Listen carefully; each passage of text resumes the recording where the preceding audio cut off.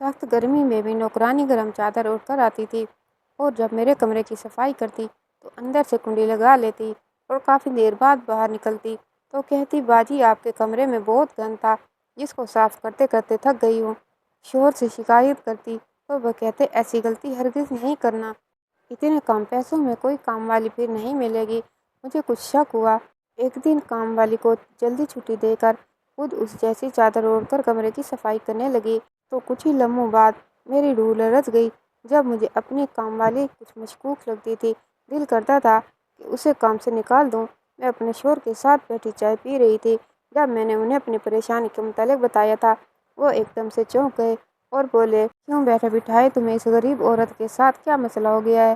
ایک تو میں تمہاری اس عادت سے بہت تنگ ہوں، تم ہر وقت کسی نہ کسی کی ٹو میں ہی لگی رہتی ہو، تم سے تو بات کرنا ہی فضول ہے۔ اتنا کہہ کر سیف اٹھے اور چائے پیے بنا ہی کمرے میں چلے گئے تھے جبکہ میں کرسی پر ہکا بکا بیٹھی رہ گئی تھی۔ سیف نے کبھی میرے ساتھ اس لہجے میں بات نہ کی تھی۔ وہ تو نرم مزاج انسان تھے، میرے ہر مسئلے کو وہ چٹکیوں میں حل کر دیا کرتے تھے۔ مجھے ان سے اس قسم کی حرکت کی توقع نہ تھی۔ میرا دل کیا کہ ابھی اپنی نوکرانی زلیخا کو فون کر کے کہہ دوں کہ تم میرے گھر کام کرنے مت آنا، مگر پھر سیف کا سوچ کر میں نے اپنے اس خیال کو ترک کر دیا تھا۔ مجھے ڈر تھا کہیں وہ مجھ سے ناراض نہ ہو جائیں۔ میں نے فی الحال اس بات کو چھوڑ دیا تھا۔ میں کچن میں جا کر رات کے کھانے کا انتظام کرنے لگی تھی۔ کھانا تیار ہوا تو میں سیف کو بلانے چلی گئی تھی۔ مجھے لگا تھا کہ اب وہ اپنے رویے پر شرمندگی کا اظہار کریں گے مگر ان کا مزاج تو ہنوز برہم تھا۔ وہ خاموشی سے اٹھ کر باہر آئے اور کوئی بھی بات کیے بغیر کھانا کھا کر اٹھ کر کمرے میں چلے گئے تھے۔ جب میں کچن سمیٹ کر واپس گئی تو سیف سو چکے تھے۔ میں ان سے بات پر حیران تھی کہ آخر انہوں نے اس طرح سی بات پر اس قدر برہمی کا اظہار کیوں کیا تھا۔ اگلے روز زلیخا آئی تو سب سے پہلے میرے کمرے میں چلی گئی اور کنڈی لگا کر صفائی کرنے لگی تھی۔ میں باہر کھڑی کڑتی رہ گئی تھی۔ زلیخا نے 20 دن قبل ہی میرے گھر میں ملازمت کی تھی۔ وہ بہت کم پیسوں میں مان گئی تھی۔ وہ تھی تو اچھی لڑکی مگر مجھے یہ کمرہ بند کرنے والی بات سمجھ نہیں آئی تھی۔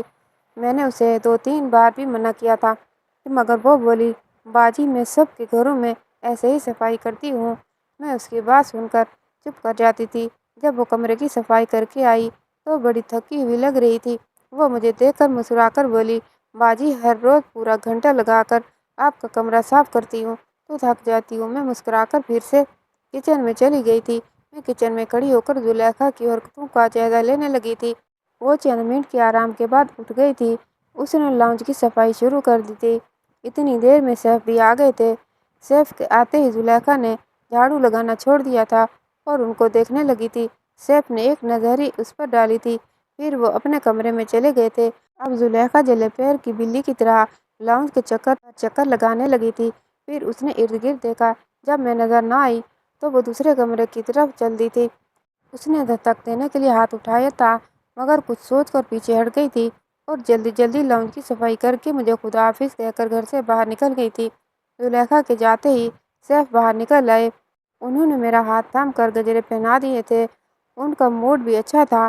پھر بولے بیگم جلدی سے کھانا لگا دو، بھوک بہت لگی ہے۔ ہم دونوں نے بڑے خوشگوار دل میں بیٹھ کر کھانا کھایا تھا۔ میں سیف کی جانب تو پرسکون ہو گئی تھی مگر زلیخا کی طرف سے دل میں کانٹ بندھ گئی تھی۔ نہ جانے وہ کس ارادے سے میرے گھر میں داخل ہوتی تھی۔ میں نے سوچ لیا تھا کہ میں زلیخا کے متعلق کوئی بات بھی سیف سے نہیں کروں گی۔ میں اس کی نیت جان کر پھر کوئی فیصلہ کروں گی۔ اگلے دن زلیخا گھر داخل ہوئی تو میں نے اس کو بغیر جائزہ لیا تھا۔ اس نے گرم شال اوڑھ رکھی تھی جس میں وہ مکمل طور پر چھپی ہوئی تھی۔ میں بولی زلیخا اتنی تو گرمی ہے تم یہ شال اوڑھنا چھوڑ کیوں نہیں دیتی؟ اگر تمہارے پاس کوئی اور چادر نہیں ہے تو میں تمہیں اپنی چادر دے دیتی ہوں۔ اس کی آنکھیں ایک دم ہی آنسوں سے لبریز ہو گئی تھی۔ وہ بولی باجی یہ چادر بڑی قیمتی ہے، یہ کسی کی محبت کی نشانی ہے۔ اس کو چھوڑ کر اگر میں آپ سے چادر لے لوں تو کیا میرے وقت آپ جیسے ہو جائیں گے؟ نہیں نا، تو پھر اس ادلا بدلی کا کیا فائدہ؟ پھر وہ میرے اگلے سوال سے بچنے کے لیے جلدی سے میرے کمرے میں جانے لگی تو مجھے لگا جیسے چادر کے نیچے چھپے ہوئے اس کے ہاتھ میں کچھ پکڑا ہوا تھا۔ کیا تھا یہ تو میں دیکھ نہ پائی تھی مگر مجھے شک میں ضرور ڈال دیا تھا۔ زلیخا نے میرے کمرے کو اندر سے کنڈی لگا کر بند کر چکی تھی۔ میں پریشانی کے عالم یہاں وہاں گھوم رہی تھی۔ سیف کام سے لوٹ آئے تھے۔ وہ مجھے یوں پریشان دیکھ کر بولے کیا ہوا نورین؟ میں زبردستی مسکرانے کی کوشش کرتی ہوئی بولی۔ کچھ بھی نہیں ہوا۔ اتنی دیر میں زلیخا کمرہ کھول کر باہر نکلی تو ہم دونوں کو دیکھ کر ٹھٹک گئی تھی، پھر جلدی سے لاؤنج کی صفائی کرنے لگی تھی۔ سیف کمرے میں داخل ہوئے تو میں بھی ان کے پیچھے ہی کمرے میں گئی، مگر انہوں نے اندر سے کنڈی لگا لی تھی۔ میں باہر کھڑی دیکھتی رہ گئی تھی۔ زلیخا اپنا کام جلدی جلدی نمٹا کر سیف کے باہر نکلنے سے پہلے ہی جا چکی تھی۔ میرے ذہن میں ایک دم دھماکہ ہوا کہ جب بھی زلیخا کمرے کی صفائی کر کے باہر نکلتی تو میں کمرے میں جھانکتی بھی نہ تھی۔ پھر سیف گھر آتے ہی کمرے میں چلے جاتے اور منہ ہاتھ دھو کر باہر نکل آتے تھے۔ میں نے اپنا ماتھا پیٹ لیا تھا کہ میں اتنی بڑی بات کیسے نظر انداز کر دی۔ سیف باہر نکلے تو میں خود کو نارمل ظاہر کیا تھا، مگر اندر سے میرا دل آندھی اور طوفان کی زد میں تھا۔ ہم دونوں نے مل کر کھانا کھایا۔ سیف ہلکی پھلکی گفتگو کرتے رہے تھے، لیکن میرا دل تو کسی چیز میں بھی نہیں لگ رہا تھا۔ مجھے اپنا گھر اجڑتا ہوا نظر آ رہا تھا۔ میں نے سوچ لیا تھا کہ میں اس مسئلے کا حل کر کے رہوں گی۔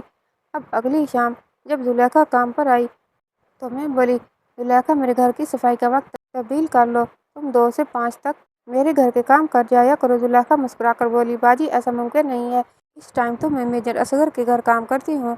میں نے اسے کہا، تم وقت تبدیل کر لو، میجر کا کام شام کے وقت کر لیا کرو۔ اور نفی میں سر ہلا کر بولی، باجی اگر ایسا ممکن ہوتا تو میں کر دیتی۔ آپ میری جگہ کسی اور ملازمہ کو رکھنا چاہتی ہیں تو دیکھ لیں، آپ کو جیسے مناسب لگے۔ میں چھپ کر گئی تھی۔ میں نہیں چاہتی تھی کہ زلیخا جیسی کام والی کو محض غلط فہمی کی وجہ سے ہاتھ سے جانے دوں، اس لیے میں نے سوچا کہ پہلے معاملے کی اچھی طرح تحقیق کر لوں۔ زلیخا ایک بار پھر سے میرے کمرے میں چلی گئی تھی اور اندر سے کنڈی لگا کر صفائی کرنے لگی تھی۔ میں بھی لاؤنج میں بیٹھی اسی کے نکلنے کا ہی انتظار کرتی رہی تھی۔ اتنی دیر میں سیف بھی گھر آ گئے تھے۔ آج سیف جیسے ہی کمرے میں جانے لگے تو میں بھی ان کے پیچھے ہی چلی گئی تھی۔ پورا کمرہ صبحونی حلوے کی مہک سے معطر ہو چکا تھا۔ میں نے آنکھوں میں حیرت بھر کر سیف کی طرف دیکھا تو وہ بولے، آفس میں ایک کولیگ میرے لیے گھر سے حلوہ بنا کر لایا تھا۔ میں نے اس بات میں سر ہلا دیا اور خود کچن میں چلی گئی تھی۔ میں کچن میں بڑی کرسی پر بیٹھ گئی تھی۔ میری آنکھوں سے آنسو بوندوں کی مانند ٹپکنے لگے تھے۔ میں جانتی تھی یہ حلوہ سیف کے لیے زلیخا ہی لائی تھی، کیونکہ سیف کے ہاتھ خالی تھے۔ سیف نے مجھ سے جھوٹ بول دیا تھا۔ ایک جھوٹ کا مطلب بہت اچھی طرح سے جانتی تھی۔ ایک جھوٹ 100 جھوٹوں کی راہ کھول دیتا ہے، پھر انسان ساری زندگی جھوٹ بولتے ہوئے گزار دیتا ہے۔ سیف کو صبحونی حلوہ بہت پسند تھا۔ اس کے متعلق صرف اور صرف میں جانتی تھی، یا میرے سسرال والے جانتے تھے۔ پھر ایک کام والی کو میرے شوہر کی پسند ناپسند کا علم کیسے ہو سکتا تھا؟ میں نے دیکھا کہ سیف میری طرف آ رہے تھے۔ میں نے چہرے پر مصنوعی مسکراہٹ سجا لی تھی۔ مجھے پتہ ہی نہیں تھا کہ اس قسم کے حالات میں کیسے ریئیکٹ کیا جاتا ہے، اس لیے میں نے مسکراہٹ کا سہارا لیا تھا۔ سیف کچن میں آئے تو مجھے دیکھ کر پریشان ہو گئے تھے۔ وہ بولے، کیا بات ہے، آج تم بجھی بجھی سی کیوں لگ رہی ہو؟ میں نے کہا، سر میں درد ہے، مگر جانتی تھی۔ اس جواب سے سیف بھی مطمئن نہیں ہوئے تھے۔ ہم دونوں نے کھانا کھایا تو وہ واپس کمرے میں چلے گئے تھے، جبکہ میں تازہ ہوا کھانے لاؤنج میں آ گئی تھی۔ آج دل بڑا گھبرا رہا تھا، آنسو خود بخود گرتے چلے جا رہے تھے۔ پھر میں نے نیند کی گولی کھا لی اور جلدی سو گئی تھی۔ صبح سیف مجھ سے پوچھ کر گئے تھے، اگر طبیعت بہتر نہیں ہوئی تو تمہیں ڈاکٹر کے پاس لے چلتا ہوں۔ میں نے انہیں تسلی دی کہ میں اب بہتر ہوں۔ وہ آفس چلے گئے تو میں نے میجر اصغر کے گھر کی راہ لی۔ میجر صاحب کا گھر ہمارے محلے میں ہی تھا۔ ابھی زلیخا ان کے گھر کام کرنے نہیں گئی تھی، اس لیے میں ان کی جانچ پڑتال کر سکتی تھی۔ میں ان کے گھر گئی تو مسز اصغر نے میری خوب خوابگت کی تھی۔ ادھر ادھر کی باتیں کر کے میں مسز اصغر سے بولی، مجھے زلیخا پر بہت ترس آتا ہے، وہ تو اتنی گرمی میں گرم شال اوڑھ کر رکھتی ہے، کیوں نہ ہم اس کے لیے ایک چادر کا انتظام کر دیں؟ مسز اصغر میری طرف عجیب نظروں سے دیکھتے ہوئے بولی کہ زلیخا تو ہمارے گھر دوپٹے میں آتی ہے، اس نے تو سردیوں میں بھی کبھی گرم شال نہیں اوڑھی تھی۔ میں چونک گئی تھی۔ مجھے سمجھ نہیں آ رہی تھی کہ میں اب ان سے کیا کہوں، کیا بات کروں۔ پھر میں بولی، زلیخا کو نہ جانے کیا فوبیا ہے، وہ بیڈ روم کی صفائی کرتے ہوئے نہ جانے اندر سے کنڈی کیوں لگا لیتی ہے۔ مسز اصغر شیشدار رہ گئی تھی، پھر بڑے سلجھے ہوئے انداز میں بولی، ٹھیک ہے، ہمیں ملازمین کے ساتھ نرمی برتنی چاہیے، مگر ہر چیز کا ایک اصول ہوتا ہے اور ایک حد ہوتی ہے۔ میں کبھی بھی کسی کام والی کو یہ اجازت نہیں دوں گی کہ وہ میرے بیڈ روم کو اندر سے کنڈی لگا کر صفائی کرے، بلکہ میں تو ایسے ملازموں کو کام سے ہی نکال دوں گی۔ مجھے تو زلیخا نے ہی بتایا ہے کہ وہ سب کے گھروں میں ایسے ہی کنڈی لگا کر صفائی کرتی ہے۔ مسز اصغر کا تمسخرانہ کہقہ فضا میں گونجا تھا۔ پھر وہ بولی، آپ بہت معصوم ہیں، میں جانتی تھی کہ انہوں نے بیوقوف کی جگہ معصوم کا لفظ استعمال کیا تھا۔ میں اٹھ کر اپنے گھر آ گئی تھی۔ مسز اصغر کی باتیں میرے کانوں میں گونجتی رہی تھی۔ شام ہوئی تو زلیخا خود کو گرم چادر میں چھپا کر ایک بار پھر سے ہمارے گھر آن پہنچی تھی۔ وہ کمرے میں چلی گئی تھی۔ ابھی وہ کمرے سے باہر ہی آئی تھی کہ سیف بھی آفس سے لوٹ آئے تھے۔ میں کچن کی کھڑکی کے پاس کھڑی ہو کر ان دونوں کو دیکھ رہی تھی۔ سیف جب غصے سے گھبرا کر بولے، زلیخا تمہارے لیے بہتر یہی ہوگا کہ تم یہ کام چھوڑ کر چلی جاؤ، مجھے سکون سے جینے دو، میرا پیچھا چھوڑ دو۔ زلیخا رونے لگی تھی۔ وہ بولی، اس بھری کائنات میں میرا سہارا صرف اور صرف آپ ہیں، آپ کے بغیر کچھ بھی نہیں ہوں، مجھے اپنے نام کی شناخت دے دیجیے، نہیں تو میں آپ کی حقیقت آپ کی بیوی کے سامنے لے آؤں گی، پھر آپ کیا کریں گے؟ اتنا کہہ کر زلیخا لاؤنج کی صفائی کیے بنا ہی گھر چلی گئی تھی۔ میں تو زلیخا کے الفاظ پر حیران رہ گئی تھی کہ اس کے پاس سیف کا ایسا کون سا راز ہے جس کی وجہ سے وہ ان کو ڈرا دھمکا رہی تھی۔ پھر وہ یہ کہہ رہی تھی کہ مجھے اپنے نام کی شناخت دے دیجیے۔ یہ سب باتیں کسی انہونی کی طرف اشارہ کر رہی تھیں۔ میں نے سیف کو کھانے پر بلایا تو انہوں نے مجھے بری طرح سے جھڑک دیا تھا۔ وہ بولے تھے، کیسی عورت ہو تم جو گھر کا کام نہیں کر سکتی؟ گھر میں ہم دو ہی تو افراد ہیں، اگر تم دو لوگوں کا کام کرنے میں بھی ناکام رہی ہو اور بھانت بھانت کی نوکرانی کو گھر بلا لیتی ہو۔ اتنا کہہ کر لان میں چلے گئے تھے۔ میں کمرے میں آئی تو حلوے کی خوشبو نے میرا استقبال کیا تھا۔ آج شاید سیف حلوہ چھپانا بھول گئے تھے یا پھر انہوں نے اس چیز کا تردد ہی نہیں کیا تھا۔ میں کمرے کی کھڑکی سے دیکھا تھا، سیف بڑی پریشانی کی حالت میں یہاں وہاں پھر رہے تھے۔ میں تو خود حیران ہی تھی کہ آخر یہ سب ہو کیا رہا ہے، میں کیسے ساری حقیقت سامنے لاؤں؟ مجھے رہ کر زلیخا پر غصہ آتا تھا، لیکن میں اس قدر حالات سے مجبور تھی کہ اس سے کوئی سوال نہیں کر سکتی تھی۔ میں نے خود کو لاچار پایا، اس لیے میں نے سیف کی والدہ سے مدد لینے کی ٹھانی تھی۔ وہ دور دراز کے گاؤں میں رہتی تھی۔ جب ہم دونوں میاں بیوی سیف کی جاب کی وجہ سے شہر میں رہتے تھے، میں نے اپنی ساس کو فون کر کے کہا تھا کہ میرا گھر اجڑنے والا ہے، آپ آ کر آشیانے کو بکھرنے سے بچا لیں۔ میری ساس بڑی بھلی مانس خاتون تھیں۔